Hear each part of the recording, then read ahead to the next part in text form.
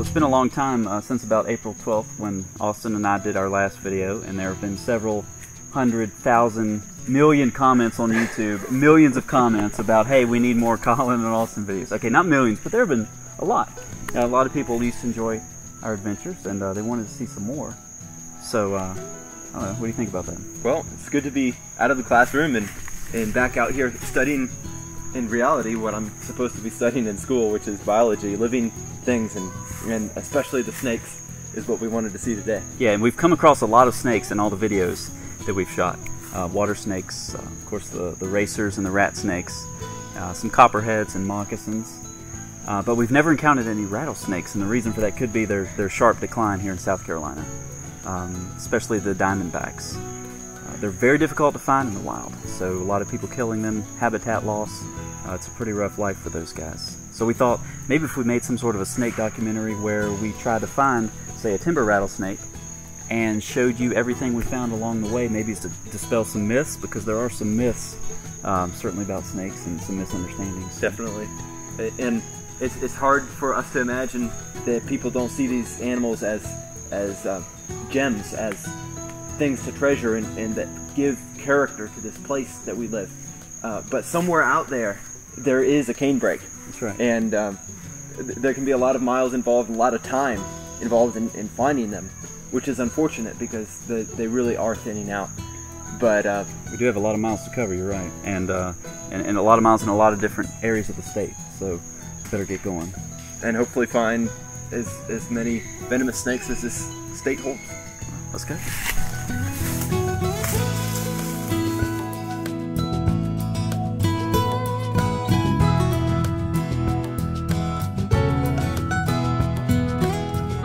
Austin and I are down here in Donnelly Wildlife Refuge, and we're in an area with lots of downed timber. Now specifically we're looking for rattlesnakes, whether they're diamondbacks or canebrakes, but instead we found one of the most cooperative snakes we've ever worked with. This is a yellow rat snake. We shot him a lot, some up close stuff, and of course requires handling him probably about for the last 20 to 25 minutes. And he's getting impatient now. We're gonna let him go soon. He's definitely ready to go and continue his morning hunt for some small rodents or whatever he was feeding on. You know, some people might think these guys are dangerous if you're walking along and you see a 4-foot snake like this, but quite the contrary. He hasn't even offered to bite once. It's been a nice find to start our day off, and we're looking forward to checking more areas like this that seem to be conducive to rattlesnakes and the kind of habitat that they want. So we're going to let this guy go and see what else this morning has in store for us.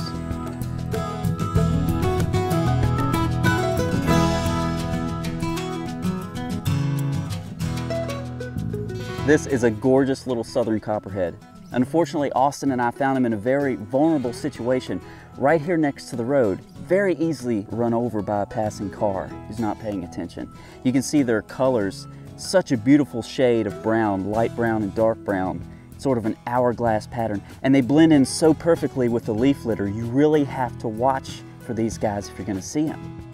These are some of the more mildly venomous pit vipers that we have here in North America, not nearly as venomous as some of the snakes we're looking for. The canebrake and the diamondback rattlesnakes, but they still deserve a lot of respect. So I'll handle them with a snake hook, pick him up and just move him about 20 to 30 yards off the road so he's safe, but still in the same vicinity as the area we found him in. This is just about the most camouflaged animal you can find. Sitting right here is a copperhead. It's amazing how many people think when they've found a snake that's completely harmless that it's a copperhead or some other dangerous species of venomous snake. The best thing you can do when you see a snake is to just leave it alone if you don't know what it is, because snakes don't come out to get you, but if you fool with them, as I am in this case, they will get a little bit agitated. This guy's had a couple of strikes, and if you're gentle you can actually put a hand on them, but you have to be really, really careful, and it's definitely not something to do unless you're an experienced reptile handler. And I'll do it simply to get you a good view of this animal, because they're almost invisible in this leaf litter. Copperheads are mildly venomous, but they're not something that you would feel fear for your life regarding. As long as he keeps his attention away from my hand, I can actually hold him like this. There he is.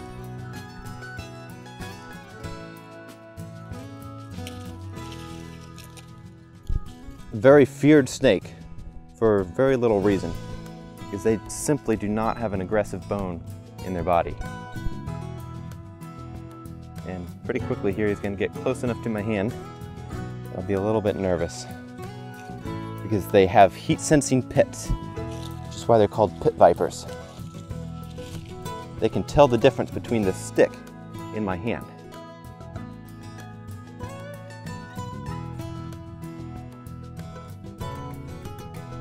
But right now I'm not seeing any aggression in this guy. You can tell by their motions when they're getting a little bit agitated, a little bit impatient with you. Eventually, if I held him long enough, he would start using jerky motions and jerky tongue flicks, responding to motion very rapidly, following my motions. But right now he's pretty patient. He's breathing hard because he is doing a little bit of exercise, but he's not aggressive at all. You have to really, really try the patience of a snake like this to get into that aggressive mode. Of course, the main reason that happens is when somebody's fooling with it, perhaps trying to kill it. But another somewhat more difficult to avoid reason is when you step on them. So when you're in the woods, wear some good shoes, don't wear sandals, and you'll avoid unpleasant encounters with these guys.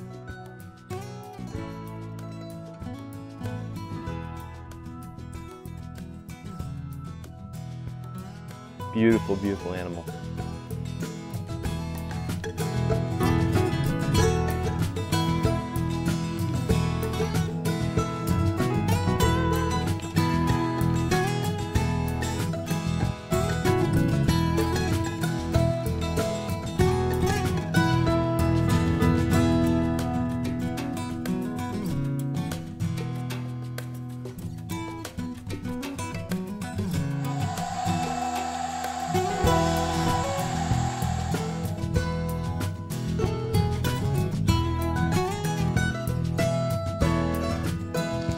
Well, it does pay to keep your eyes open when you're out in the woods. We're looking for rattlesnakes, and I came across what I thought were two racers. One was, but one of them wasn't. As I walked by this guy, he flattened his neck out, took a deep breath, and then started hissing. They flatten out like cobras. This is an eastern hognose snake. They're mildly venomous, not really considered to be anything significant to humans, so it's okay to get up close to them, get some good pictures and some good video. Fascinating snake. They're so intimidating the way they flatten out and they hiss at you. Strictly a defensive posture though. He hasn't struck at us once. He just wants to be left alone. Really cool snake. So glad to see an eastern hognose.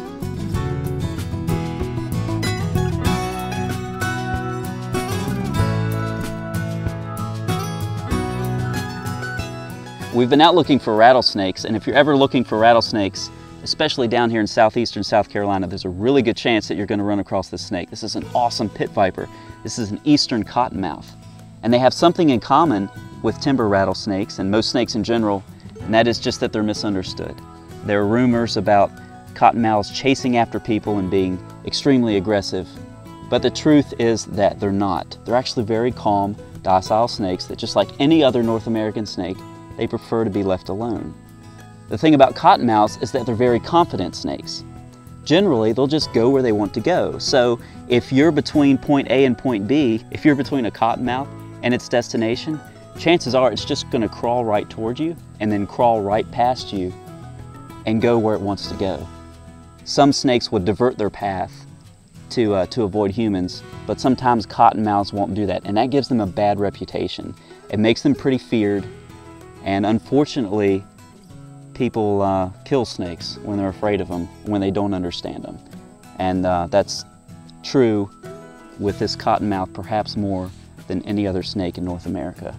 Very misunderstood snake, unfortunately. And you should never handle a snake like this unless you're willing to take the risk of getting bitten. But looking at its posture, it's very calm. Its head's oriented away from me, looking at the tongue flicks too, nothing abnormal there. Very calm snake. Certainly not what its reputation would lead us to believe. Beautiful coloration too. Water snakes vary in their colors, and we were lucky enough to find a cottonmouth that has some real nice, real bright gold coloration on the bottom. Really pretty, and calm enough, as you can see, to handhold. Eastern cottonmouth, not what it's reported to be. Very calm snake and a very cool encounter. Another thing about cottonmouth is even though they are quite confident for a snake, because most snakes are quite frankly scaredy cats, they still want to avoid human interaction.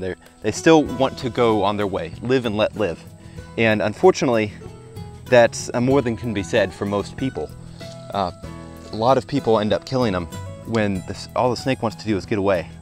And I've been able to handle this guy enough so that he doesn't feel very threatened, and he's just trying to get to the ground and slither away, but I'm handling him meanwhile in a way that he doesn't feel like he's being caught. I'm not squeezing him, but don't pick up a snake like this unless you're willing to get bit. It really is a nasty bite, and you can lose limbs or fingers, and I'm a cellist, so I appreciate that. But I just wanted to show you that this snake operates by a higher ethic, really, than most people do, in that it's just trying to go about its business.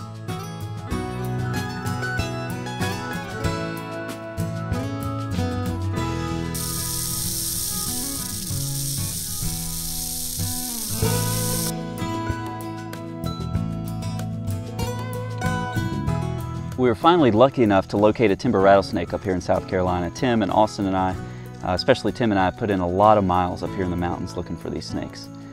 They're hard to find up here, but the problem is they're not the only rattlesnake that's hard to find here in South Carolina. The eastern diamondbacks are in a really severe decline. I think they're going to be listed soon.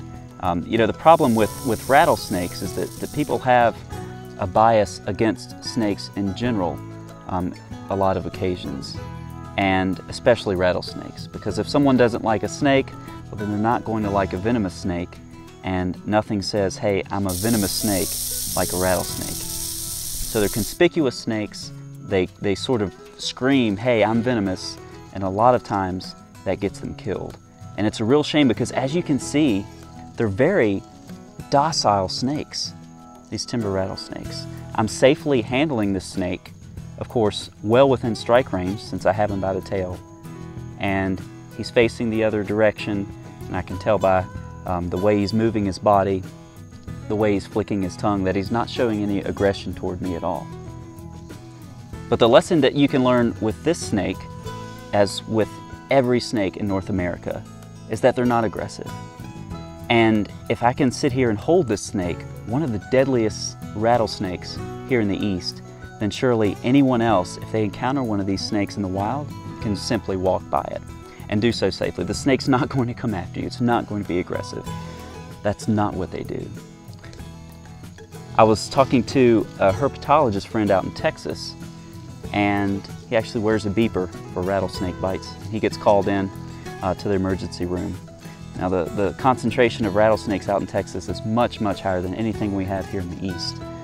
So there are a lot more rattlesnake bites that occur out there.